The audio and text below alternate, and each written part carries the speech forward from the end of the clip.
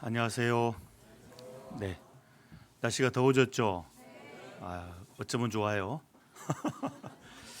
다 벗어 제낄 수도 없고 더더구나 껴입을 수도 없고 냉방이 필요한 이제 시절이 왔습니다.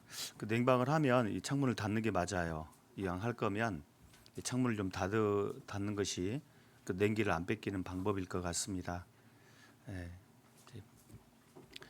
그래요. 감사합니다. 네, 평안하시죠? 건강하시고요. 네, 건강하셔야 돼요. 보통 사람들이 건강이 최고라고들 말하는데 물론 뭐 건강이 최고는 아니지만 우리가 살아가는 어떤 삶에 있어서 건강이 아주 중요한 그런 비중을 차지하고 있는 것은 틀림없는 사실입니다. 그래서요, 아무쪼록 건강을 잘 지켜주시고 또 하나님이 쓰자 하실 때 잘 쓰임 받을 수 있도록 그렇게 몸의 건강을 잘 지켜주시기를 부탁을 드리겠습니다. 자, 먼저 기도하겠습니다. 우리를 변함없이 사랑하시는 자비하신 하나님, 참으로 감사합니다. 죄 많은 저희를 찾아와 구원해 주셔서 이렇게 소망 가운데 살게 하시고 또한 더해지는 은혜 가운데 살게 하심을 진정 진심으로 감사를 드립니다.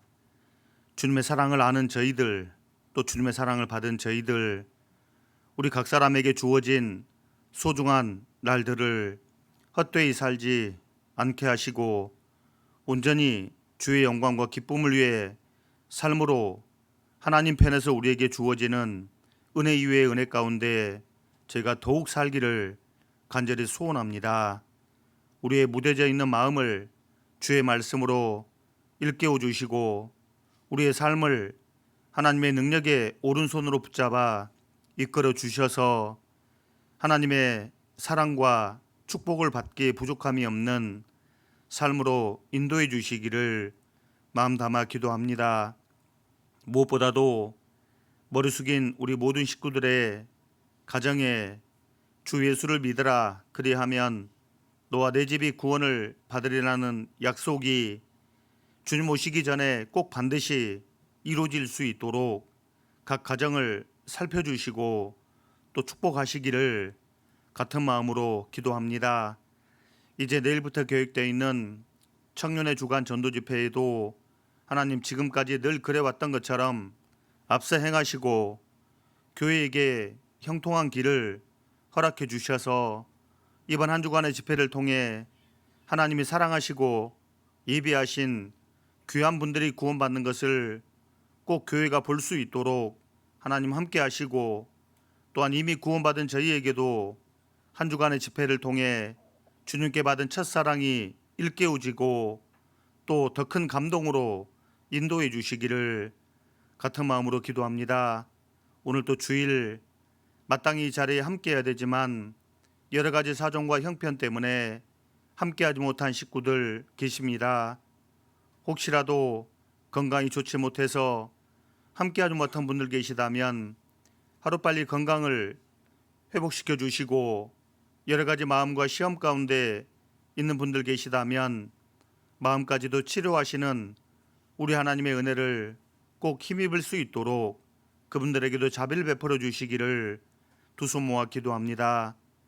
부족한 입술에도 함께 계셔서 하나님의 선하신 말씀과 뜻을 올바로 전할 수 있도록 필요한 모든 지혜도 더해 주시기를 간절히 바라면서 지금도 우리를 사랑하시는 주 예수님 이름으로 기도드립니다.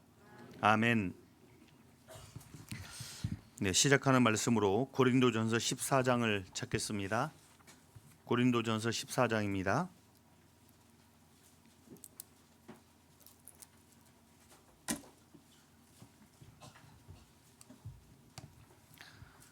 네, 14장 1절부터 5절까지 말씀입니다.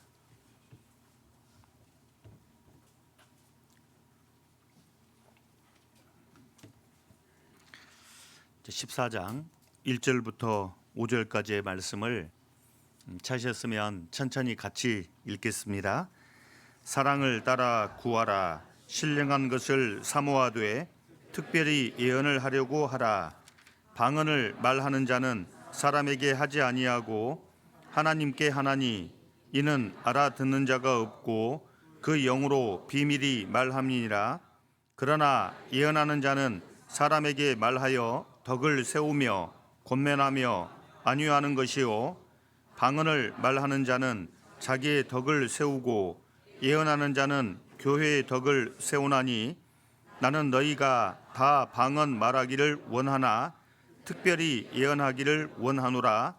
방언을 말하는 자가 만일 교회의 덕을 세우기 위하여 통역하지 아니하면 예언하는 자만 못하니라. 5절까지 함께 읽었습니다. 아이고, 날씨가 점점 더워지는데 벌써부터 걱정이 좀 됩니다. 벌써 이렇게 더우면 본격적으로 더위가 시작되면 그때는 대체 얼마나 더우려고 이럴까 싶기도 하잖아요. 그런데 너무 걱정은 하지 마세요. 지금까지 살아남았잖아요. 올해 암만 더워본들 또 하나님 은혜 가운데 잘 견뎌낼 거라고 그렇게 봅니다. 과거야 더위를 이길 방법이 전무했지만 그늘 아래에 들어가는 그거밖에 없었지만 지금은 이런 것도 있잖아요.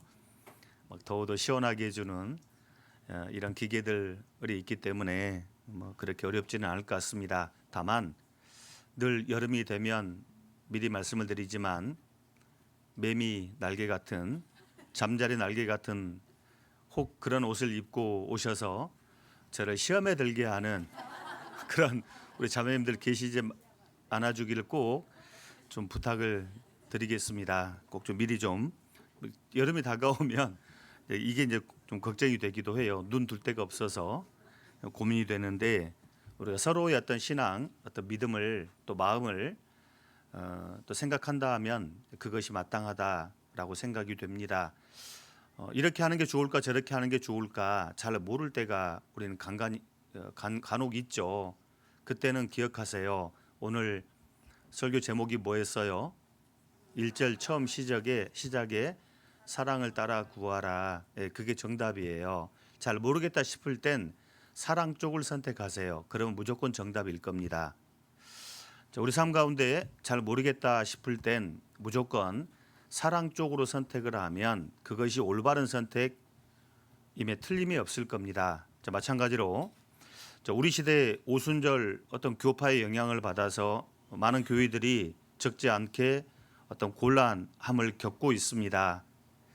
특별히 오순절 교파들이 강조하는 것들이 방언, 그러니까 성령의 은사가 방언, 그리고 어떤 치료, 신유의 은사 이런 것들을 되게 많이 강조를 하죠. 그리고 귀신을 쫓아내는 어떤 그런 것들을 강조하고 그것들이 성령의 역사라고 힘 주어서 이렇게 말을 하고 있습니다. 저희 교회에서는 방언하자고 저부터도 방언할 줄을 모르잖아요. 하려고 시도해 본 적도 없고 방언 한 자락 하게 해주세요 기도해 본 적도 없고 또 다른 누가 방언하는 것도 저희 교회에서는 아니네요. 다른 교회 분이 저희 교회에 그 성령빨이 있다는 걸 알고 그 기도 방언의 은사를 좀 터뜨려 보겠다고 와서 방언을 연습하는 건 제가 보긴 했어요. 그분이 알긴 알았는 모양이에요. 저희 교회 성령께서 힘있게 역사한다는 것을 좀 알긴 알았던 모양입니다. 그래서 와서 이렇게 이제 방언을 연습하는 거를 이제 보기는 했는데 어쨌든 저희 교회는 이것에 대해서 크게 강조를 하지 않습니다. 반면에 이렇게 때가 되면 조용조용하게 말씀을 전하죠. 이게 사실은 예언 쪽에 속한 겁니다. 예언 그러면 앞날을 미리 말한다 라고 하는 측면에서의 예언을 말하기도 하고 그리고 또 다른 측면에서는 받아 가지고 있다. 이게 무슨 말이냐면 그 예치한다, 예금한다 그런 말을 쓰죠. 가지고 있는 돈을 은행에다가 맡기잖아요. 그때 예금한다라고 하는 것처럼 예언이 그런 이제 뜻인 겁니다. 받아 가지고 있다라는 측면에서 또 예언이라는 단어를 쓰기도 해요. 앞날을 미리 말한다. 예언. 받아 가지고 있다. 예언. 그러니까 하나님께서 우리에게 알게 하신 것을 받아 가지고 있다가 때에 필요할 때 말하는 것, 이걸 예언이라고 보시면 됩니다. 우리 교회가 하고 있는 일이잖아요. 근데 많은 교회들에서 이제 뭐 방언, 뭐 치유의 신사, 그 치유의 역사, 신유의 은사라고 하죠. 뭐 병 고침을 이렇게 뭐 실제로 일으키는 일들도 있나 보던데, 이걸 강조를 하고 또 귀신을 쫓아내는 이런 걸 많이 강조하는 이제 우리 시대 교회들의 모습들이 있습니다. 과연 어느 쪽이 더 좋을까? 이 둘 중에 하나 선택을 해야 되잖아요. 방언을 또는 신유의 은사를, 귀신을 쫓아내는 그런 성령의 역사를 내가 추구할 거냐, 아니면 좀 조용해 보이지만 예언 쪽을 내가 선택할 거냐, 이것도 선택이잖아요. 반드시 기억하십시오. 사랑을 따라 구하라. 사랑이라고 하는 개념을 딱 생각하면 어느 쪽이 훨씬 더 유익한지를 금방 답이 나와요. 그런데 이 고린도 교회는 그게 없었던 거예요. 무엇이? 사랑이 없었던 거예요. 그래서 바울 사도께서는 이 고린도전서 13장의 최고의 은사인 사랑에 대해서 쫙 말씀하시고, 그리고 14장에 와서 그러니까 사랑을 따라서 구해야 할 거다, 선택해야 할 거다, 길을 걸어가야 할 거다. 왜? 고린도 교회는 사랑을 배제시킨 상태에서 예언 쪽보다는 방언 쪽에 훨씬 집중을 해버렸거든요. 방언을 하겠다고 난리가 나버린 겁니다. 그래서 교회가 시끄러워졌던 거예요. 질서도 없고 서로 앞다투어 방언을 하겠다고 난리였기 때문에 교회 질서가 없고, 그리고 더 나아가 문제는 그런 그들을 이제 갑작스럽게 교회를 찾아온 이방인이 볼 땐 얘들이 단체로 미쳤구나, 이렇게 봐버리는 일까지 있었던 거예요. 그래서 바울 사도께서는 안 되겠다 싶어서 이 첫 번째 편지 고린도전서를 보냈고, 이 고린도전서 14장에 와서 이제 방언과 예언을 대비시켜 가면서 너희들이 진정으로 선택해야 할, 추구해야 할 것은 사랑을 따라 하는 예언 쪽이다, 방언이 아니다, 이걸 말씀하고 있는 겁니다. 그러면 우리랑 별로 상관이 없는 거니까 목사님 넘어가는 게 좋지 않을까요? 싶기도 하겠지만 사실 상관이 있어요. 이것과 관련된 교훈은 오늘 말씀을 도저히 아무리 생각해봐도 안 될 것 같더라고요. 생활 집회처럼 한 2시간을 주시면 가능한데 1시간 20분 요 정도 가지고는 어림도 없어요. 그래서 포기를 했습니다. 미리 마음으로.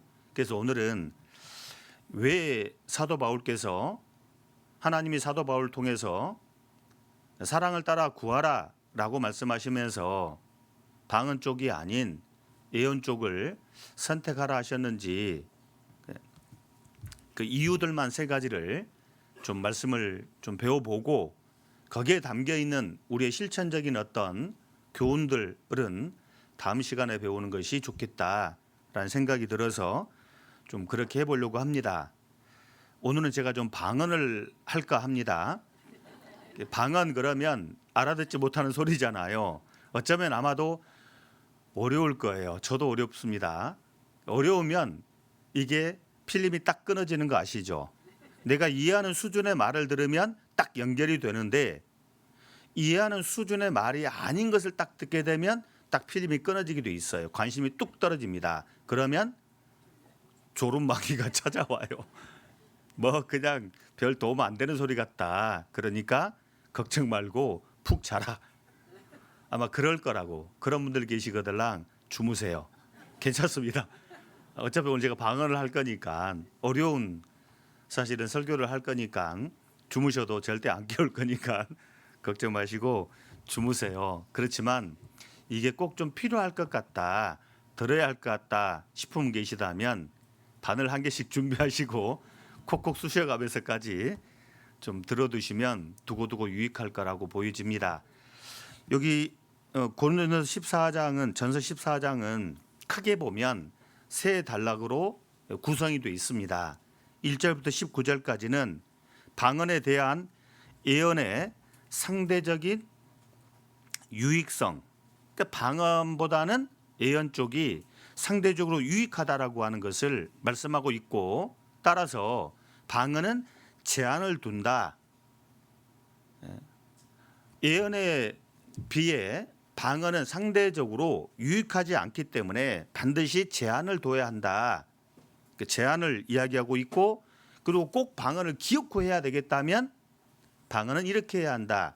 방언에 대한 올바른 사용법에 대해서 1절부터 19절까지 기록해 두었습니다. 그리고 20절부터 25절까지는 방언과 예언을 성령께서 주신 근본 목적을 딱 주고 기록하고 있어요.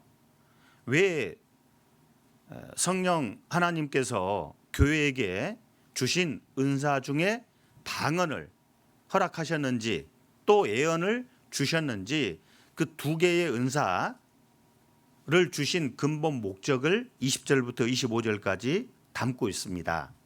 목적 있지 않겠냐고. 비록 알아듣기 어려운 방언이긴 하지만 성령께서 주셨다면 목적이 있었겠죠.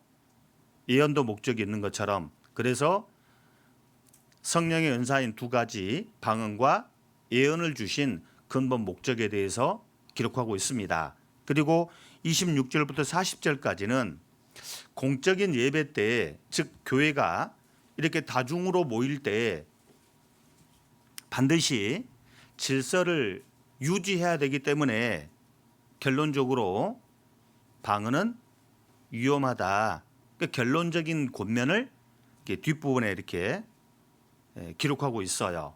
그래서 14장은 크게 보면 이렇게 세 개의 단락으로 나눠져 있다고 하는 것을 염두에 두시고 나중에 읽어보시면 아, 정말 그렇구나 라고 하는 것을 알게 될 겁니다. 어쨌든 사도 바울께서 복음을 전해서 세워진 고린도 교회, 성령께서 그들 교회 가운데에 아주 다양한 은사들을 주셨습니다. 그 중에 하나가 방언이라고 하는 은사였는데, 정말 이 하나님이 주신 은사 중에 최고 은사는 사랑인데, 그 사랑이 배제된 상태에서 최고가 아닌 방언 쪽에 너무 고린도 교인들이 집중을 해버렸어요. 그 결과 교회가 너무 시끄러웠던 겁니다. 이 심각한 문제가 생겼던 거죠. 그래서 바울 사도께서 이걸 바로잡겠다고 보낸 첫 번째 편지가 고린도 전서예요. 고린도 전서입니다. 그런데 전에도 그러했고 우리 시대에 와서도 여전히 이게 문제가 되고 있어요. 만에 하나 가정이지만 지금 여기 모인 우리 강당에 모인 식구들이 각각 방언을 한다 칩시다. 난리 그런 난리가 없을 거예요. 유교 때 난리는 난리도 아닌 게 될 거란 말이에요. 그렇지 않겠어요? 얼마나 시끄럽고 얼마나 무질서하고 난리가 나버릴 거라고요. 그렇기 때문에 이 방언에 대해 정확하게 정리가 필요하겠다. 그래서 바울은 결론적으로 둘 다 방언, 예언 둘 다 성령께서 주신 은사는 맞다. 그렇지만 예언은 적극적으로 내가 권장한다, 장려한다. 그렇지만 방언에 대해서는 이거 어떻게 해야지? 내가 묵인하긴 하겠지만 장려하지는 못하겠다. 이게 14장이에요. 이해되시죠? 예언은 적극적으로 해라. 내가 장려한다, 권장한다. 그렇지만 방언, 이건 어떻게 해야 할까? 하라 할 수도 없고, 성령께서 주신 은사기 때문에 또 하지 말라 할 수도 없고, 그러니 내가 그냥 어쩔 수 없이 묵인은 하겠다마는 장려하지는 못하겠다, 권장하지는 못하겠다. 이게 14장이에요. 이해되시죠? 그러면 우리 편에서는, 교회 편에서는 둘 중에 무엇을 선택해야 할지가 답이 나왔죠. 답이 나왔잖아요. 그래도 답을 우리는 잘 모를까 싶으니까 이 세 가지를 이제 좀 시간 되는 대로 좀 생각해 보려고 합니다. 사도 바울께서는 이 고린도전서 14장을 통해서 이 방언은 사실 알고 보면 위험하다라고 말합니다. 이게 왜 위험할까?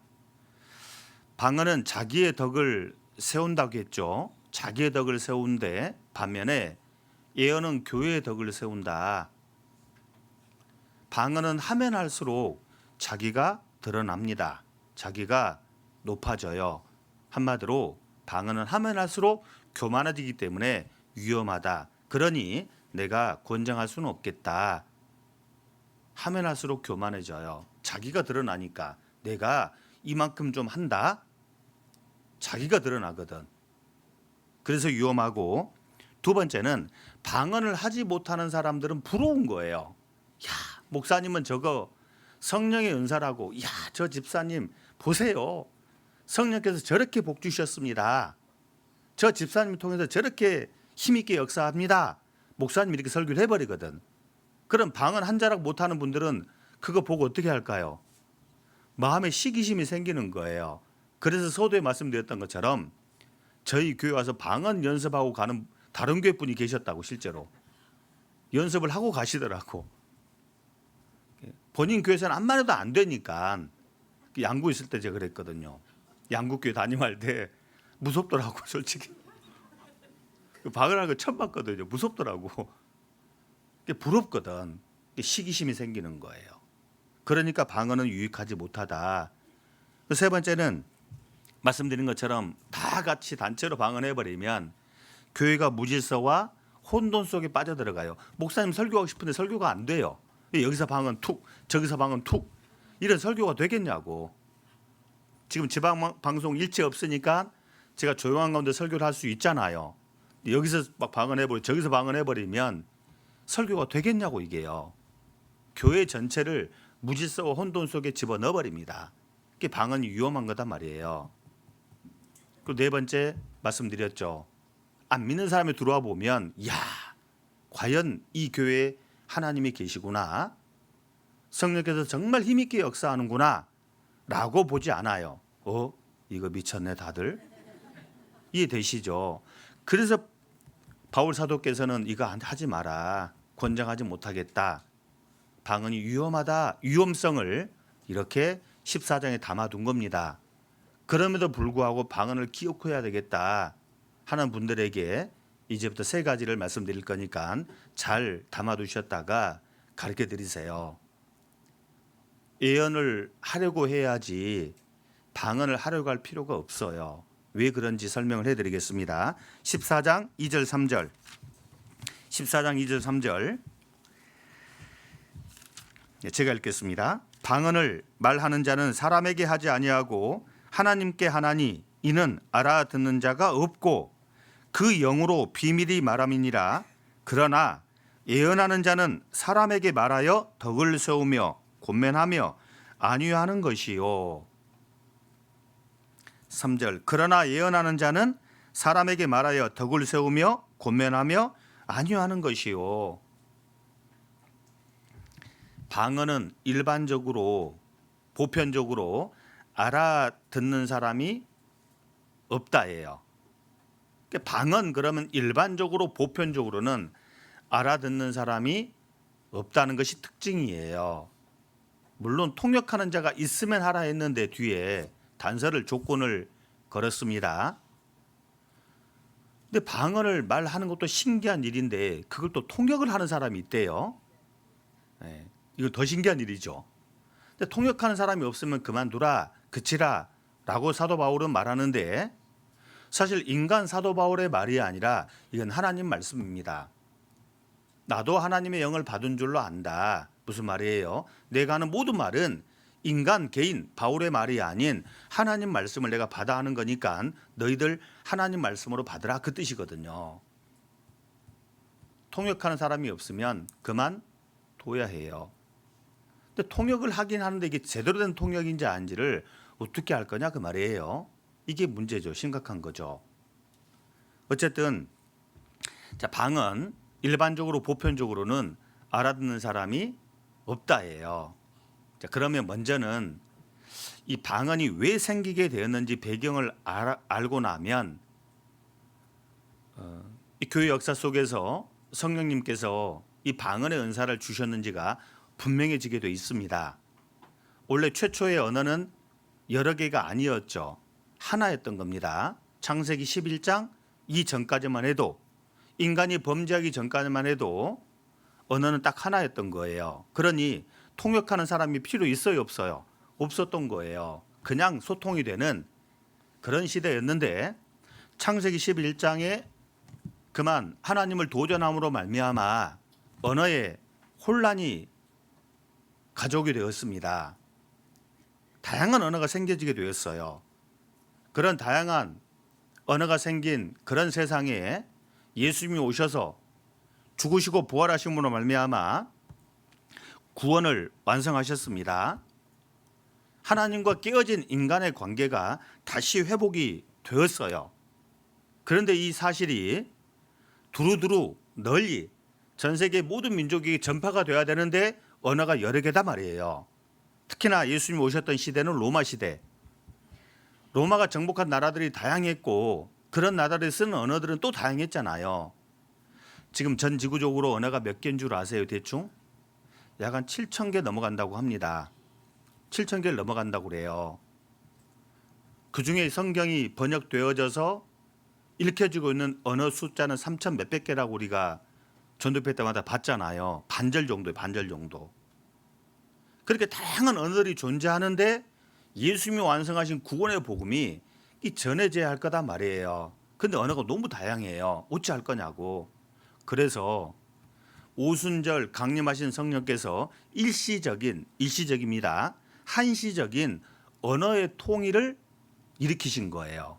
왜? 그들에게 예수님이 완성하신 복음이 전해져야 되니까.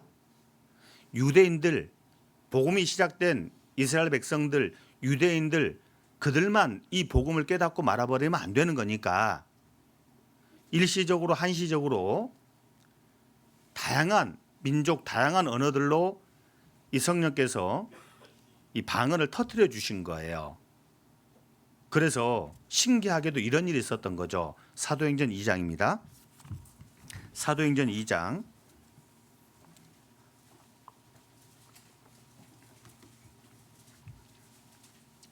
사도행전 2장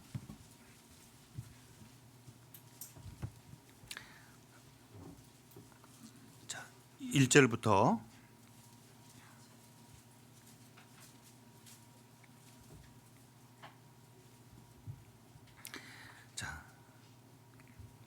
1절부터 제가 읽겠습니다.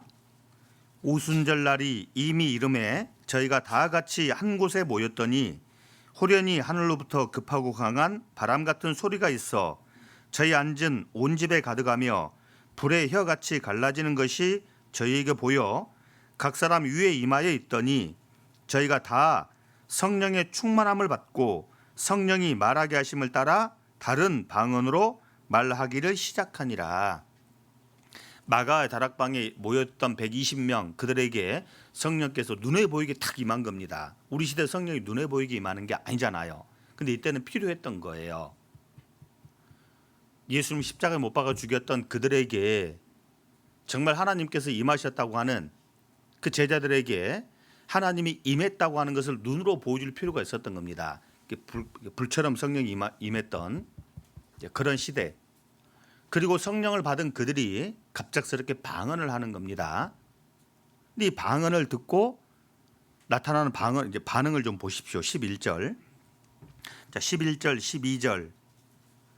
넘어가서 11절, 12절 같이 읽겠습니다. 그레데인과 아라비아인들이라 우리가 다 우리의 각 방언으로 하나님의 큰 일을 말함을 듣는도다 하고 다 놀라며 의욕하여 서로 가로되 이 어찐 일이냐 하며 어떤 사람은 저것들이 대낮부터 취했구나 이렇게 뒤에 보면 이제 13절에 쟤들이 대낮부터 취했어 이렇게 말하는 사람도 조롱한 사람도 있었지만 이때 모여들었던 그런 다른 나라 이 사람들이 신기했던 거잖아요. 어떻게 저 사람들이 우리말로 우리가 알아들을 수 있도록 말을 하는 거냐 깜짝 놀랐잖아요. 성령께서 일시적으로 언어의 통일을 가져온 겁니다. 그래서 제자들이 한 번도 외국어를 배워본 적이 없는데 외국어를 해버렸던 거예요. 실제로 여기 사도행전 2장을 가지고 방언에 대해서 이렇게 이해를 하려고 해야지 정확하게 이해가 되게 돼 있어요. 14장, 고린도전 14장 가지고 이야기하면 더 복잡해집니다. 방언에 대한 정확한 이해는 이 사도행전 2장 관점에서 해석을 해야지 오해가 사라지게 돼 있단 말이에요. 일시적인 그런 언어의 통일이었던 거죠. 자기 말을 들었던 거예요. 한 번도 제자들이 다른 나라 사람들의 말을 배워본 적도 없는데 자기 입에서 외국어를 하고 있더라 그 말입니다. 그래서 이 방언을 다른 말로 외국어. 그러니까 방언 잘한다 그 말은 바꿔 말하면 외국어 잘한다 그 뜻이에요. 우리는 한국 사람들입니다. 한국어를 잘하죠. 배우기 전에는 영어를 할 수가 없잖아요. 도대체 무슨 말인지. 그렇지만 영어를 하는 사람은 딱 그냥 알아듣잖아요. 중국어를 우리는 잘 모릅니다. 근데 중국어를 아는 사람은 중국어를 하면 바로 알아듣잖아요. 일본어를 알아듣는 것처럼 방언이 그런 개념이에요. 누군가는 알아들을 수 있는 종류의 말이었던 겁니다. 모르는 사람들이 볼 때는 미친 거예요. 그런데 방언을 정확하게 알아듣는 사람 입장에서는 저거 우리 말인데 바로 알아듣던 거죠. 사도행전 2장에 있었던 방언은 그런 종류의 방언이었던 겁니다. 이거 낑가가 공과 나라 무슨 말이죠 이거? 방언인데 경상도 분들은 바로 알아들어요. 이거 낑가가 공과 나라 이거 끼워서 받쳐놔 그런 뜻이잖아요. 틈에 이렇게 까딱까딱 할 때에 이렇게 뭔가를 중간에 딱 끼워 놓으면 낑가가 공과 나라 받쳐놔라 그 뜻이잖아 이게요. 이게 방언인 거라고. 다른 지역 분들은 대체 저게 무슨 말이냐 감을 못 잡는데 경상도 분들은 바로 이해가 돼버리잖아요. 방언 한 자락 더 해볼까요 한번? 무단디 뽀짝 붙어요. 웃는 분들은 알아들었어요 지금. 근데 웃지 못한 분들 대체 저게 무슨 소리냐 저거. 무단디 뽀짝 붙어요. 이게 무슨 소리예요? 뭐하러 가까이 바짝 달라붙냐 그 뜻이잖아요 이게요. 이게 방언이었던 거라고. 그러니까 경상도 사투리를 쓰면 경상도는 바로 그냥 뭐 통역이 필요 없어요. 전라도 사투리를 쓰면 전라도 분들 바로 통역 없이 바로 이해가 돼버리잖아요. 사도행전 2장의 방언이 그런 거였다고. 예수님 완성하신 복음을 전 세계 각 민족에게 전해야 되는데 제자들이 이 외국어를 해본 적이 있어야죠. 성령께서 오셔서 바로 그냥 한 번도 배워본 적이 없는 외국어를 하게 하신 겁니다. 그로 말미암아 복음이 순식간에 로마 시대에 쫙 전파가 되었던 거잖아요. 이미 배운 고린도전서 13장에 온전한 것이 올 때에는 부분적으로 하는 것이 폐하리라 10절에 그렇게 말씀하는데 정말 주님이 재림하시면 그때 이제 모든 언어들은 사라질 겁니다. 통역이 필요 없을 거라고. 여전히 외국어는 존재하고 있잖아요. 부분적으로 우리가 지금 알기도 하고 부분적으로 방언도 하고 부분적으로 예언도 하고 부분적으로 뭣도 하고 뭣도 하는데 그중에 하나가 방언이었던 겁니다. 그중에 하나가 병을 고치는 특별한 은사, 귀신을 쫓아내는 그런 은사들이었던 거죠. 사도 바울도 그래서 고린도전서 14장에 방언은 이렇게 한계가 있는 거다. 그리고 이 방언이 방금 제가 말씀드린 것처럼 그런 목적으로서 하나님이 사용하고 있는 거다. 이렇게 말씀하고 있어요. 14장 22절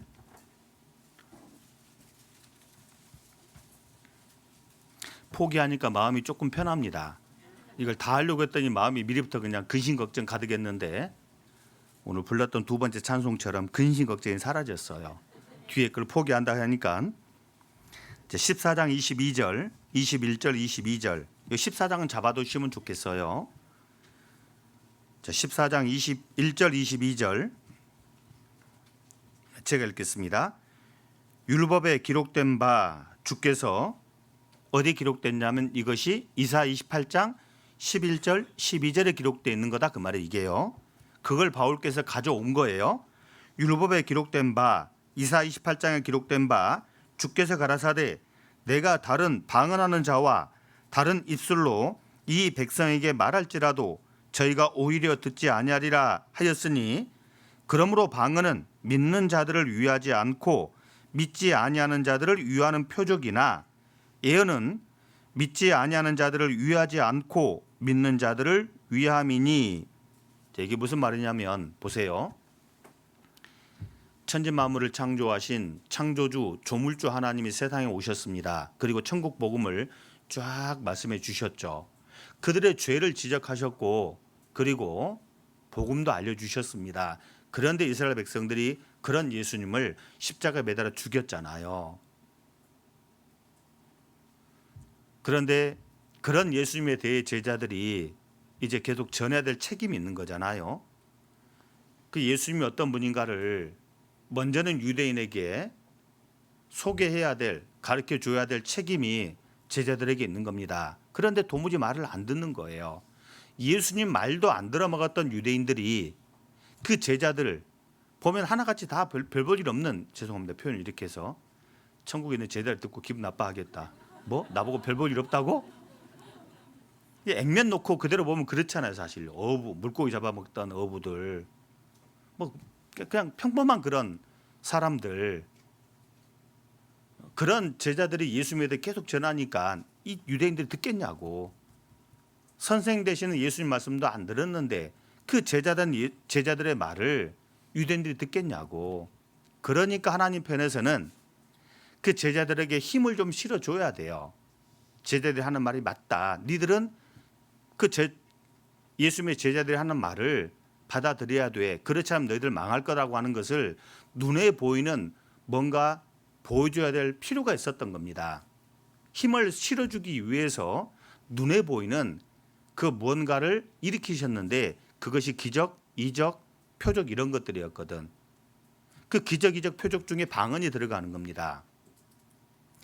기록돼 있다. 기록돼 있다. 어디에? 이사 28장에. 이거 한번 가서 봅시다. 이사 28장 11절 12절.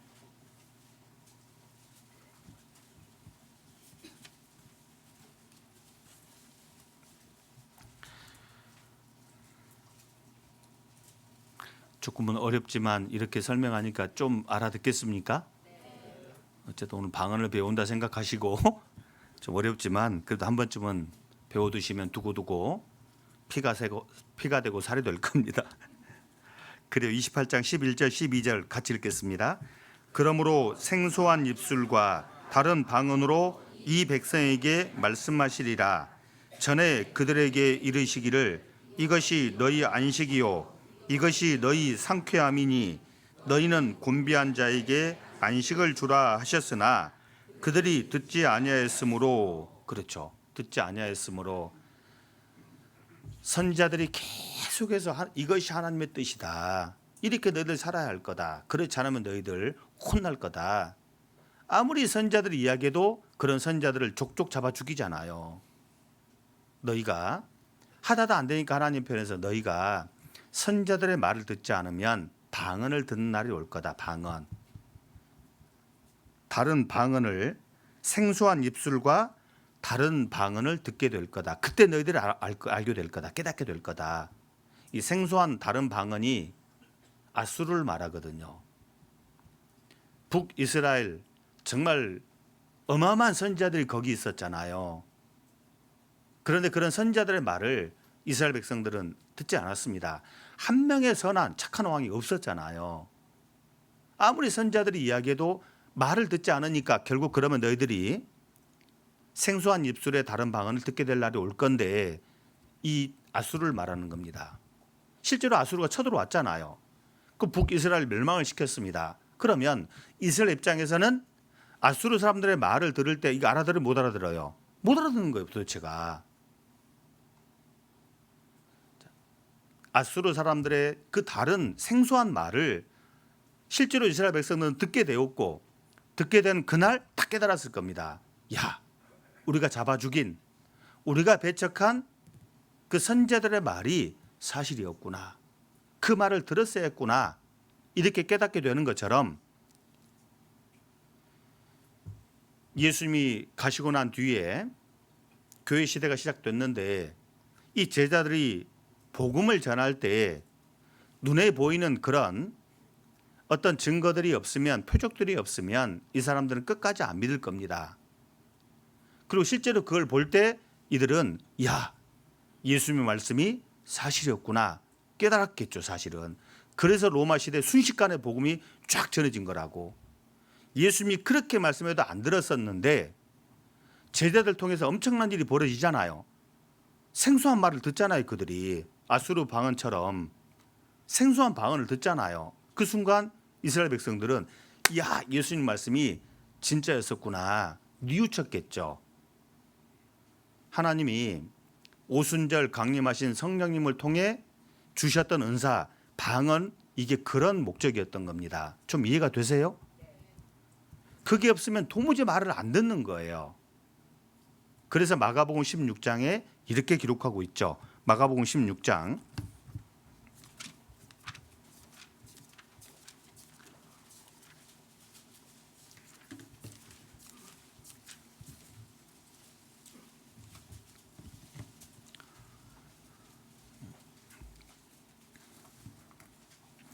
이거 어제 저녁까지만 해도 정리가 안 돼서 막 그냥 머리가 빠졌는데 이제 조금 정리가 됐습니다. 지금 정리가 되는 것도 감사해요. 이게 되게 복잡해서.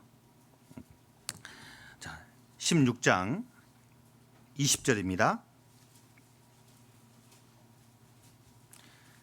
20절, 16장 20절, 19절은 제가 읽겠습니다. 주 예수께서 말씀을 마치신 후에 하늘로 올리우사 하나님 우편에 앉으시니라. 제자들이 나가 두루 전파할새 주께서 함께 역사하사 그 따르는 표적으로 말씀을 확실히 증거하시니라. 따르는 표적이 앞에 17절 18절에 기록되어 있는 귀신을 쫓아내고 새로운 방언을 말하고 뱀을 잡아도 아무 문제가 없고, 그리고 무슨 독을 마실지라도 문제가 없는 그런 표적을 말합니다. 그런 것들을 통해서 말씀을 확실히 증거하시니라. 주는 제자들이 말하는 예수님과 관련된 복음, 그리고 뒤에서 돕는 보조가 바로 이 표적들이었던 거예요. 표적들. 귀신을 쫓아내고 새로운 방언을 하고 병을 고치는 이런 은사들, 이 보조 수단이었던 겁니다. 제자들이 하는 말이 사실이라고 하는 그 힘을 실어주기 위한 목적으로서 이걸 허락했다 그 말입니다. 사람들이 예수님의 제자들의 입을 통해 나오는 각 나라 자신들의 말을 들을 때 그들은 정확하게 깨달았을 거예요. 와, 저 사람들이 하는 말이 사실인갑다, 진짜인갑다. 그래서 베드로의 한 번의 설교로 막 수천 명이 구원받는 그런 역사가 이때 있었던 거죠. 깜짝 놀랄 만한 일이 있었던 겁니다. 그렇지만 문제는 우리 시대에는 이런 과거 교회 시대에는 이게 분명히 필요했지만 우리 시대에는 필요하지 않는 시대예요. 성경이 완성이 돼 버렸어요. 성경을 통해 충분히 하나님이 어떤 분인지, 예수님이 하신 일이 무엇인지 다 알 수가 있잖아요. 성경이 완성되기 전, 이때는 성경이 완성되기 전이잖아요. 구약 성경은 이미 가지고 있었지만 신약 성경은 완성되기 전이다 그 말이에요. 그러니까 필요했던 거예요. 더더군다나. 근데 지금 우리 시대에는 이것이 필요가 없어요. 네, 뒤에 말씀드릴 거지만 방언은 아무리 해도 죽은 영혼을 살릴 수가 없어요. 예언은 정확하게 말하면 죽은 영혼을 살릴 수가 있잖아요. 그러니 우리 시대에, 이렇게 성경이 완성된 우리 시대에 굳이 성령께서 방언을 하라 할 이유가 없다 그 말이에요. 사도행전 2장 시절에는 목적이 있어서 그렇게 하게 하셨지만 우리 시대는 필요가 없어요. 더더군다나 대한민국은 한 집 건너 교회가 그렇게 있잖아요. 지금 교회당이 많아도 이렇게 많은 나라가 또 있을까 싶을 만큼 많아요. 그러니 방언을 하지 않아도 충분히 성경을 자세히 배우면 영원히 살아나는, 구원받을 수 있는 그런 나라가 한국입니다. 방언이 더더욱 필요 없는 나라가 우리나라예요. 혹 있다면 제가 생각하기로는 저기 서해나 남해 쪽에 그 정말 외딴 섬이 있을 거라고. 외딴 섬. 지금도 가끔 그 어떤 다큐를 보면 딱 섬은 뎁다 큰데 딱 한 집 살더라고. 한 집. 할아버지 할머니. 딱 그 사는 집이 있어요. 근데 이분들이 예를 들어서 한 번도 본토를 안 밟아봤다, 육지를 안 밟아봤다라고 칩시다. 그러면 이분들은 거기 교회가 없잖아요. 성경도 없잖아요. 예수님이 누군지도 모를 거라고. 그런 분이 혹 있다면, 근데 그분들이 우리가 이런 말을 쓰는 게 아닌 다른 말을 쓰고 있다 합시다. 그런 분에게는 혹시 전도하려면 성령께서 방언을 톡 터뜨려 주셔가지고 그분들이 알아듣는 말을 하게 할 수도 있겠지만, 사실 우리나라는 그럴 필요가 없잖아요. 인터넷이 잘 돼도 이렇게 잘 된 나라가 또 있나요? 다 되잖아요. 와이파이 안 되면 초코파이라도 되잖아요. 어쨌든 되잖아요. 이런 나라에 방언이 더더욱 필요가 없어요. 그런데 우리 시대 와서 오순절 교파의 영향으로 말미암아 교회들이 시끄러워졌어요. 어떤 게 진짜인지, 어떤 걸 추구하는 것이 옳은지 모르게 됐답니다. 모르게 됐어요. 사랑을 따라 구하라. 사랑을 따라 구하라. 혹 그런 분 만나거들랑 꼭 이 성경도 보여주세요. 여기 16장 17절 18절 같이 읽겠습니다. 믿는 자들에게는 이런 표적이 따르리니 곧 저희가 내 이름으로 귀신을 쫓아내며 새 방언을 말하며 뱀을 집으며 무슨 독을 마실지라도 해를 받지 아니하며 병든 사람에게 손을 얹은즉 나으리라. 이게 방언, 귀신 쫓아내고 그리고 병을 고치는 은사, 우리 시대 오순절 교파가 자랑하는 그런 성령 은사들이죠. 근데 그것만 관심 갖지 말고 그보다 더 화끈하게 하나님의 존재를 각인시킬 수 있는 은사가 있잖아요. 여기요. 독사를 잡아서 물렸는데도 안 죽어요. 그럼 사람들이 더 확실하게 믿겠죠. 그렇죠. 이왕 방언보다는 독사에게 물렸는데 안 죽어요. 그럼 하나님을 더 확실하게 믿지 않겠냐고. 이거 일단 그리 생각이 나더라고. 귀신 쫓아내는 거 그건 잘 모르겠고, 어쨌든 병 고치는 그것보다 더 확실한 방법은 독사에게 물렸는데도 까닭이 없어요. 그러면 안 믿는 사람 볼 때는 저 사람 하나님 믿기 때문에 뱀에게 물려도 안 죽나 보다. 하나님 더 쉽게 믿지 않겠냐고. 그리고 무슨 독을 마실지라도 농약 먹으면 살아야 죽어요. 죽잖아요. 독사한테 물려보면 안 죽으면 더 하나님을 확실하게 전할 수 있을 거라고. 무슨 독을 마실지라도 죽지 않으면 더 하나님의 존재를 확실하게 드러낼 수 있지 않겠냐고. 근데 이거 해요, 안 돼요? 안 되잖아, 이게요. 뭐 극단적인 표현이긴 하지만 사실 맞잖아요. 우리 시대에 왜 이런 거 없냐고요. 왜 독을 마시면 죽잖아요. 제가 만약에 농약 제초제를 마시면 저 죽어요. 목사인데 살아요, 죽어요? 목사잖아요, 제가요. 저 목사니까 안 될까 이거요? 목사 아버지 할아버지라도 죽어요. 이거는 독사한테 물리면 살아요, 죽어요? 죽어요. 그럼 저는 안 믿는 사람인가요? 믿는 자들에게 이런 표적이 따라온다 했잖아요. 그럼 저는 안 믿는 사람이냐고. 저는 성령을 안 받은 사람이냐고. 저는 분명히 믿는 사람이고 성령을 받은 사람임에도 불구하고 독뱀에게 물리면 죽습니다. 극약을 마시면 죽어요. 한때 필요했던 겁니다. 한때. 사도행전 2장을 배경으로 이해하면 딱 맞아요. 한때. 성경이 완성되기 전 시대, 그때 필요했던 거죠. 지금은 필요가 없어요. 오히려 이제 방언의 위험성을 거꾸로 성경은 이런 걸 경고합니다. 데살로니가 후서 2장. 데살로니가 후서 2장.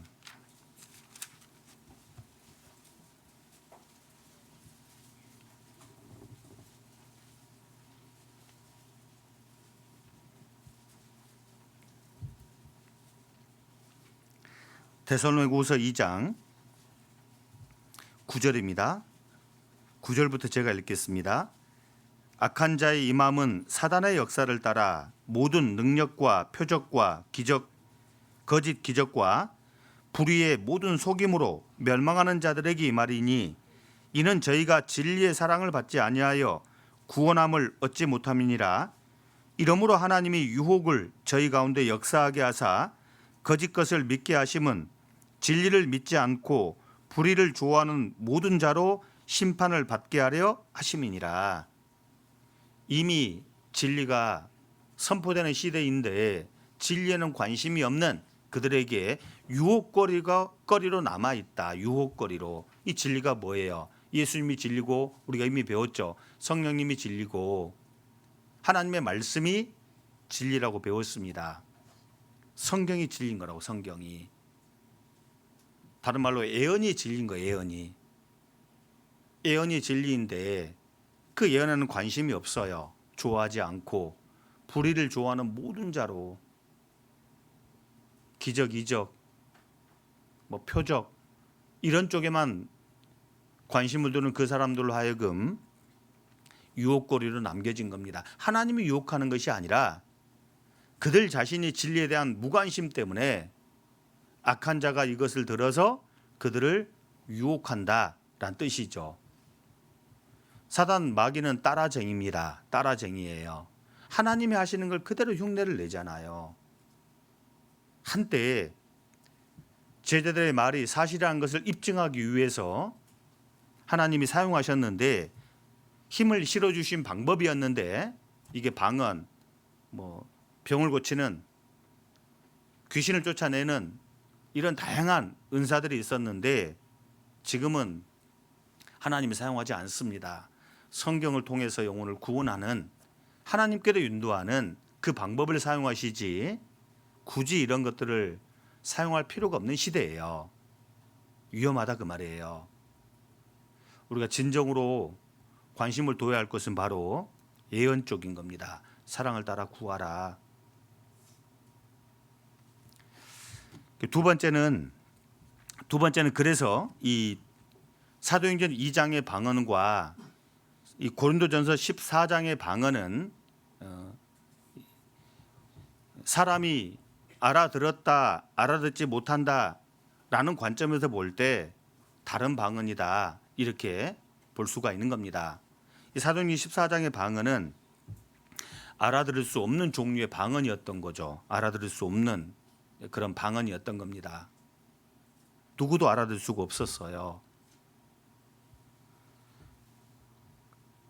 개인적으로 방언을 하게 되면 그걸 사도 바울도 막을 수는 없겠지만 그렇지만 그것은 도움이 안 된다.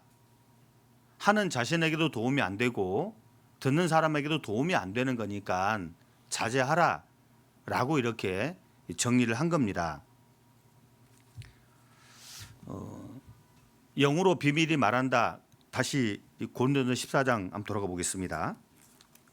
14장 2절 14장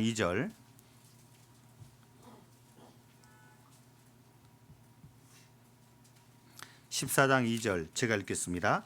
방언을 말하는 자는 사람에게 하지 아니하고 하나님께 하나니 이는 알아듣는 자가 없고 그 영으로 비밀을 말함이니라. 영으로 비밀을 말한다는 표현처럼 인간의, 우리 사람의 어떤 지각과 이성으로는 도무지 이해할 수 없는 그런 언어라고 딱 단정을 하고 있어요. 알 수가 없는 거예요. 영으로 하나님께 이렇게 말하는 거니까 우리가 배운 인간이 가지고 있는 언어로 말하는 것이 아니니까 도무지 누구도 이해할 수 없는 그런 말이다. 반면에 예언은 다르지 않습니까? 서두에 말씀드린 것처럼 앞날을 미리 말하는 것 예언이고 받아 가지고 있다는 측면에서도 예금이란 뜻으로 예언, 말씀을 받았다, 가지고 있다. 받아 가지고 있는 거니까 필요한 사람에게 정확하게 전해주면 도움이 된다 그 말이에요. 그러니까 방언보다는 예언이 낫다. 덕을 세우며 권면하며 안위한다. 그러니까 깨달으면서 나온 5마디 말이 1만 마디 방언보다 훨 낫다 이렇게 이야기하고 있잖아요. 방언을 1만 마디 해본들 아무도 알아듣지 못하니까 도움이 안 돼요. 그렇지만 깨달은 5마디의 말은 권면하고 덕을 세우고 안위하기 때문에 훨씬 더 유익하다.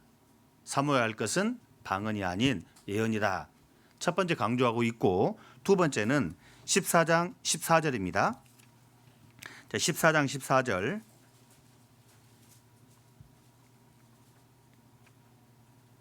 14장 14절 같이 읽겠습니다.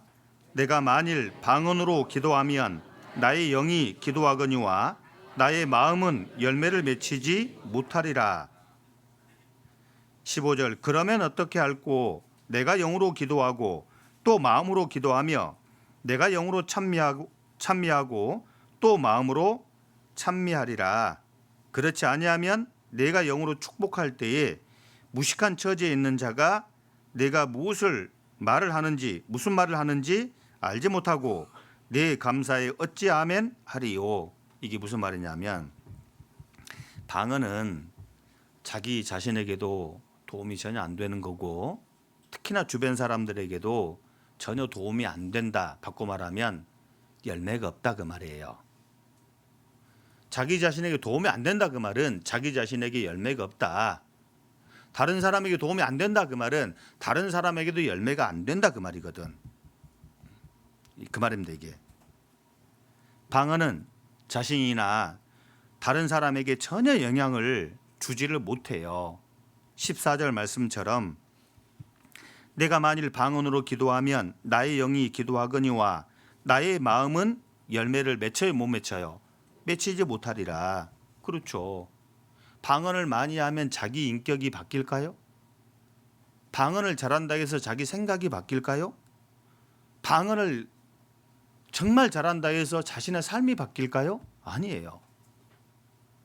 속에는 영이 하나님께 대화하는 말하는 거기 때문에 아무리 내가 방언을 해본다 하더라도 내 생각은 바뀌지 않아요. 내 인격도 요지부동이에요. 내 삶은 더더욱 바꿀 수가 없어요. 그래 열매가 없다 이렇게 말하고 있는 거예요. 그러면 열매 없는 일을 뭐하러 할까요? 농부가 고추나무를 심었어요. 뭐 하려고요? 심심해서? 재미삼아서요? 고추 열매를 얻겠다고 심는 거 아니에요? 여러분 회사 왜 다니세요? 직장 왜 다니세요? 그렇죠. 돈이라는 열매를 얻기 위해서 직장 다니는 거 아니냐고. 우리가 하는 모든 일은 다 열매를 생각하고 하는 거란 말이에요. 그러면 방언을 왜 하는 거냐고. 열매를 얻기 위해서 해야 될 텐데 이건 아무리 해도 열매가 없다 그러잖아요. 자기 자신에도 열매가 없어요. 자신의 인격, 생각, 삶을 도무지 바꿀 수가 없어요. 이게 바꿔놓지도 못해요. 그런 열매 없는 걸 왜 기어코 굳이 하려고 애를 쓰는 거냐고. 다른 사람에게도 전혀 영향을 줄 수도 없어요. 16절 17절에 그걸 말씀하고 있거든요. 그렇지 않으면 내가 영으로 축복할 때 무식한 처지에 있는 자가 내가 무슨 말을 하는지 알지 못하고 내 감사에 어찌 아멘 하리요. 너는 감사를 잘 하였으나 그러나 다른 사람은 덕 세움을 받지 못하리라. 이게 이제 영으로 축복하는 사람이 누구냐 하면 쉽게 표현하면 전부 다죠. 교회 지도자, 말씀을 전하는 사람, 저예요. 저. 제가 이렇게 지금 설교를 하고 있는데 한국말이 아닌 이 세상에 존재하지 않는 그런 방언으로 지금 설교를 해요. 그러면 여러분 다 주무셔요 지금. 다 집에 갈 거라고. 제가 아무리 기도 끝자락에 아멘 해도 여러분 아멘 하겠냐고. 무슨 소리 했는지를 모르겠는데 어떻게 아멘 하냐고. 참 얘들 좀 기가 막히잖아요. 얘들도 그 마칩시다 할 때 이제 예수님 이름으로 기도드립니다. 아멘 그러면 그 대목은 정확하게 얘들도 알아요. 기다렸던 듯이 아멘 따라 하잖아요. 우리 말로 하니까 알아들을 수 있는 말로 하니까 얘들도 그 대목을 정확하게 알고 아멘 따라 하거든. 교회에서 앞에서 말하는 사람이 축복을 선포하는데 축복을 기도를 하는데 방언으로 기도해 버리면 뭐 나야 뭐 아멘 좋지 뭐 감사합니다 했는데 문제는 식구들 그냥 멀뚱멀뚱 쳐다만 보고 있어요. 대체 무슨 소리인지. 꼭 이런 거 생각하면 좋아요. 지금은 어쩐지 모르겠는데 과거 병원 가면 의사 선생님들께서 처방전에 휴가기 쓰잖아요. 뭐라고 그렇게요. 백종 형제님 요즘에도 그렇게 씁니까? 궁금해서 그런 건데. 처방전 쓸 때 그렇게 꼬불꼬불한 글씨로 막 뭐라고 휴가기 쓰는데 도대체 무슨 소리인지 우리 모르잖아요. 환자는 그거 처방전에 있는 글씨 보면서 알아요 몰라요? 모르잖아요. 방언이 그렇다는 거예요. 도대체 무슨 약을 처방했는지 이거 먹으면 나갈지 아니면 더 악화가 될지 우리 도무지 몰라. 환자들은 방언이 그런 뜻인 거예요. 쉽게 말하면 오래전에 카톨릭이 미사를 그런 식으로 봐버렸죠. 알아먹을 수 없는 라틴어로 뭐라고 하니까 신부님이, 근데 그 오신 분들은 눈치 봐가지고 이 대목 일어서야 되겠다 싹 일어서고, 그렇게 습관이 돼 있으니까 이 대목은 앉아야겠다 탁 앉기도 하고. 근데 정말 알아서 그렇게 했을까요? 모르고 그냥 한 거거든, 따라 한 거거든. 뭐 극단적 예를 들어서 좀 설명을 드려서 죄송하기도 하지만 이 16절 17절 말씀이 그런 뜻인 거라고. 무식한 처지에 있는 사람들, 죄송합니다, 여러분들이세요. 평신도들을 말해요. 이게 행이 아니라 행, 그런 앞에서 이제 무식하다 그런 말이 아니라 성경 놓고 보면 그렇다는 거예요. 알고 모르고 그런 입장이기 때문에 무식한 처지에 있는, 즉 잘 모르는 입장에 있는 분들은 앞에서 뭐라 해도 아멘할 수도 없고 감사함에 동참할 수도 없는 거다, 이렇게 말씀하고 있습니다. 방언의 개념이 딱 그렇게 돼 있어. 이게요. 이게 이해되시죠? 이쯤 설명하면 이제 알아들어야 되는데. 그래요. 근데 예언은 달라요. 자, 여기 14장 24절부터 25절까지 14장 24절 25절 같이 읽겠습니다. 그러나 다 예언을 하면 믿지 아니하는 자들이나 무식한 자들이 돌아와서 모든 사람에게 책망을 들으며 모든 사람에게 판단을 받고 그 마음에 숨은 일이 드러나게 되므로 엎드려 하나님께 경배하며 하나님이 참으로 너희 가운데 계시다 전파하리라. 방언을 들으면 23절 말씀처럼 그러므로 온 교회가 함께 모여 다 방언으로 말하면 무식한 자들이나 믿지 아니하는 자들이 들어와서 너희를 뭐라고 한다고요? 미쳤다. 근데 예언을 잘 해주면 참으로 너희 가운데, 25절 끝부분에 참으로 너희 가운데 하나님이 계시다. 완전히 개념이 다르죠. 25절 앞부분에 그 마음에 숨은 일이 드러나게 되므로, 그 마음에 숨은 게 뭘까요? 죄잖아요. 죄. 방언을 아무리 들어도 자신의 죄를 못 깨달아요. 그런데 예언, 이미 하나님께서 주셔서 받아 가지고 있는 말씀, 이걸 정말 지혜롭게 잘 풀어서 설명해 주면 마음에 숨은 것이 딱 드러나요. 야, 내가 하나님 앞에 잘못 살았구나. 어떻게 하면 이 죄를 없이 앓고, 어떻게 하면 이 죄를 용서받을 수 있을까. 그리고 나서 또 말씀을 잘 준비해서 복음을 전해드리면 그 죄를 벗잖아요. 그때 얼마나 좋아요. 야, 정말 참으로 이 교회에 하나님이 계시구나 인정하게 될 거다, 그 말이에요. 그러니까 우리 시대에 성령께서 하시는 일이 병 고치고, 병 고치는 일은 누구한테 맡기라고요? 병원의 의사 선생님께 맡기면 돼요. 그 교회가 할 일이 아닌 거라고. 그거 병원 의사분들 뭐 하려고 계신데 병 고치려고 있는 거 아니냐고. 내과 외과 다 있잖아요. 정신과 다 있어요. 병은 의사에게, 영혼의 병은 교회에게, 이런 거라고. 요한복음 16장에 예수님께서 미리 말씀해 주셨습니다. 보혜사 성령 그가 오시면 하시는 일이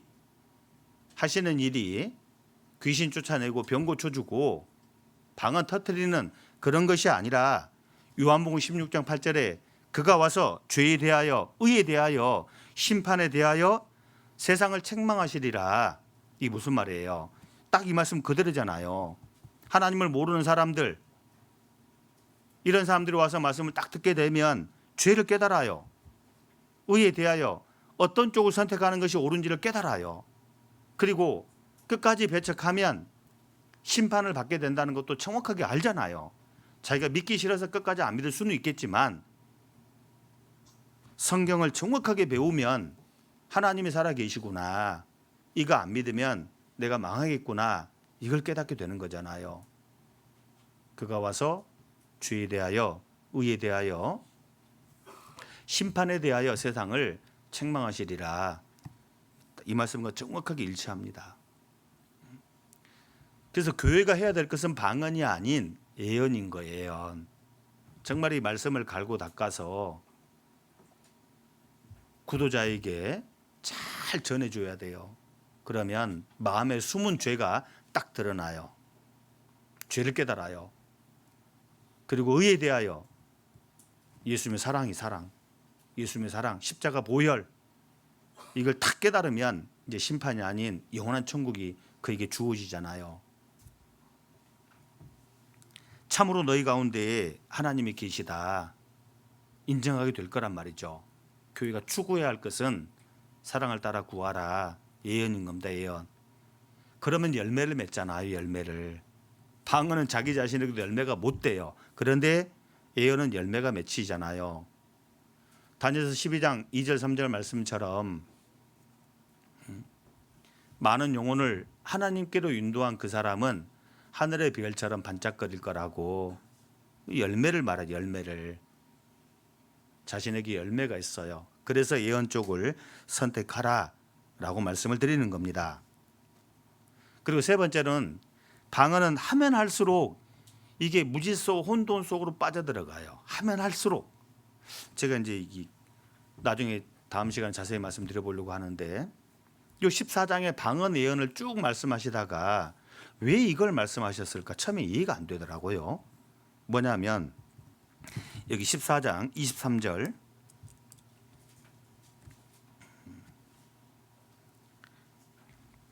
13장 23절 그러므로 온 교회가 함께 모여 다 방언으로 말하면 무식한 자들이나 믿지 아니하는 자들이 들어와서 너희를 미쳤다 하지 아니하겠느냐.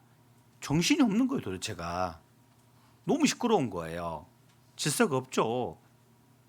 이건 완전한 혼돈이잖아요. 이거요. 그런데 이건 알겠는데 도무지 알 수 없는 게 34절 35절이었거든요. 왜 14장에 이걸 기록해 놨을까? 34절 35절 같이 읽겠습니다. 모든 성도의 교회에서 함과 같이 여자는 교회에서 잠잠하라. 저희의 말하는 것을 허락함이 없나니 율법에 이른 것 같이 오직 복종할 것이요 만일 무엇을 배우려거든 집에서 자기 남편에게 물을지니 여자가 교회에서 말하는 것은 부끄러운 것임이라.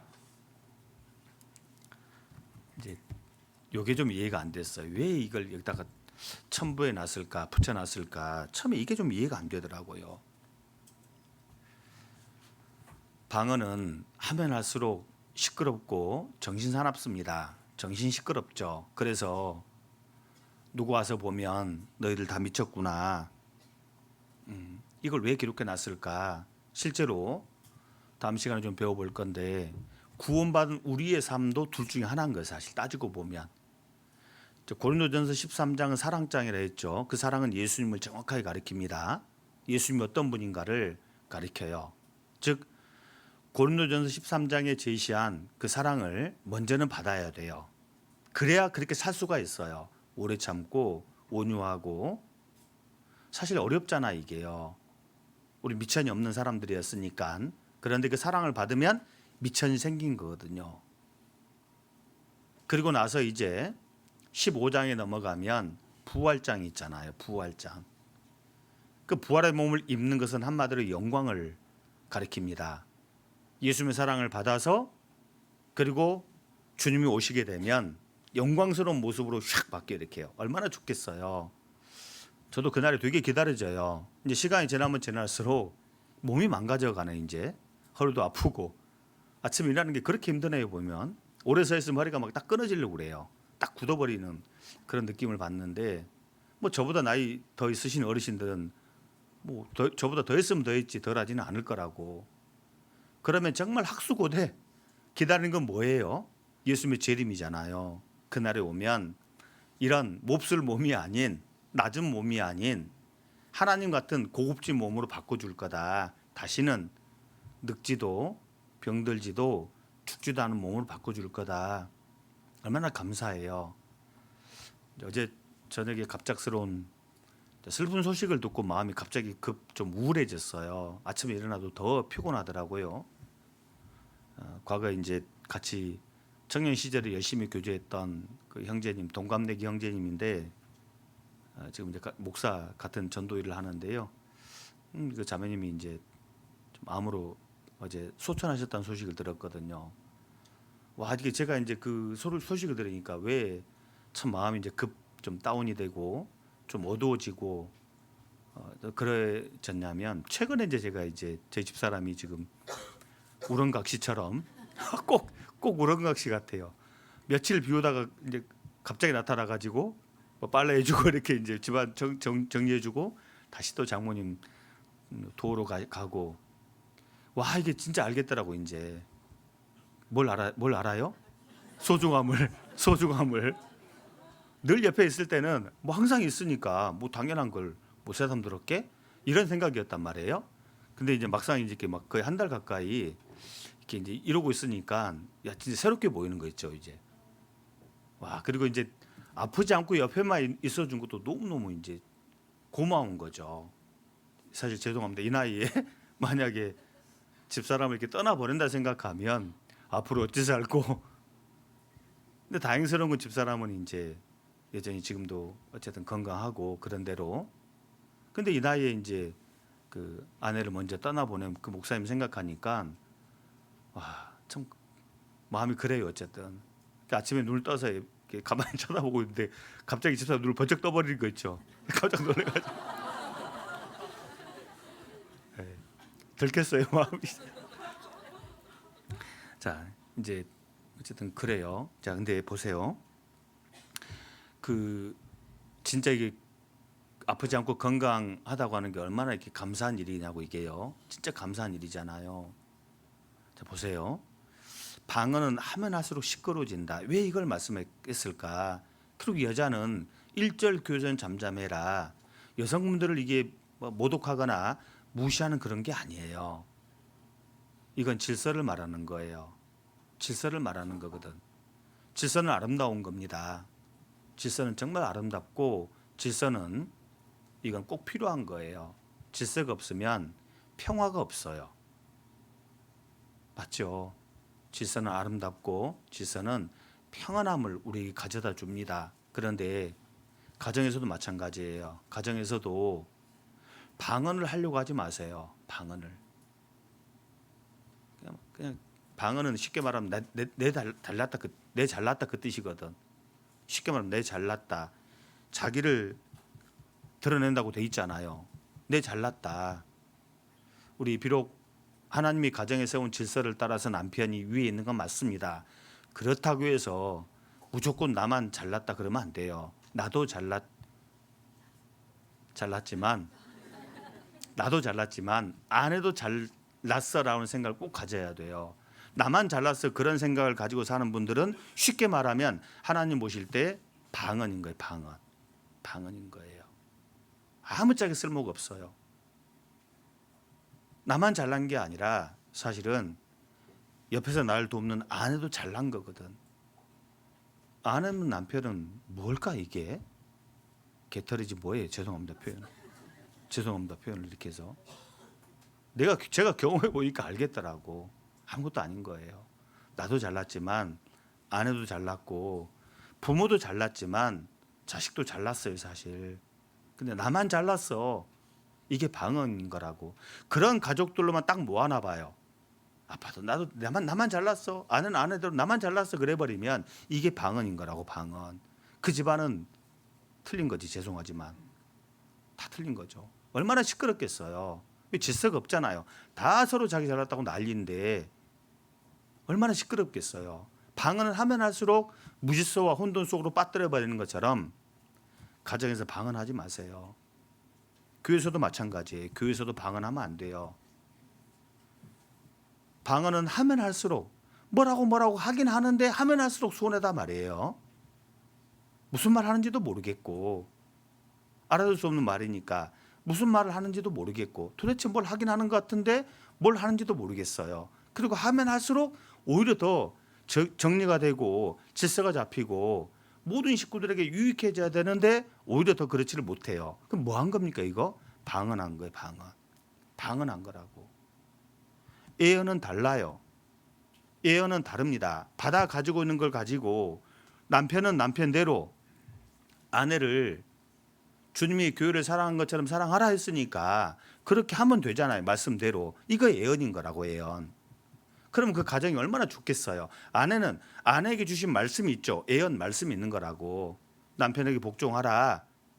그렇게 하면 돼요. 그럼 교회 그 가정이 얼마나 좋겠냐고, 행복하겠냐고. 말씀대로 한다. 바꿔 말하면 예언대로 산다, 그 뜻인 거예요. 교회도 마찬가지예요. 가만히 생각해 보세요. 말, 방언, 삶으로 바꿔보세요. 혹 내가 살아가는 삶이 가정에서든 교회에서든 혹 방언 같은 삶을 살고 있는 건 아닌지. 방언 같은 삶은 살면 살수록 시끄러워요.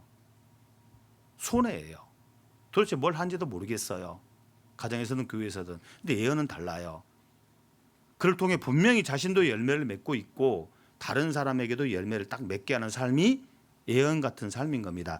그래서 여자분들은 무시해서가 아니라 요 뒷부분에다가 요걸 집어넣나 보다, 딱 그렇게 이해가 됐어요. 깨달아졌어요. 다음 시간 자세히 좀 배워볼 겁니다.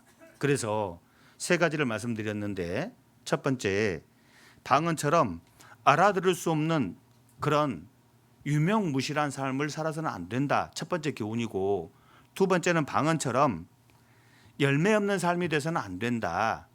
말을 많이 했으면 열매를 맺혀야지. 근데 열매가 없다면 이거 하나만 한 거죠. 유명무실한 삶이 돼서는 안 됨을 우리에게 말씀하고 있고, 세 번째는 방언처럼 교회를 어지럽히는 야만인 되지 마라. 이게 이제 14장에 말씀하는 다음 시간에 배울 겁니다. 야만인, 가정에서 야만인, 교회에서 야만인 되면 안 돼요. 온통 가정을 막 어지럽히는 야만인, 교회를 어지럽히는 야만인 되지 마라. 이게 이제 숨겨진 교훈입니다. 이건 다음 시간에 좀 배우도록 하겠습니다.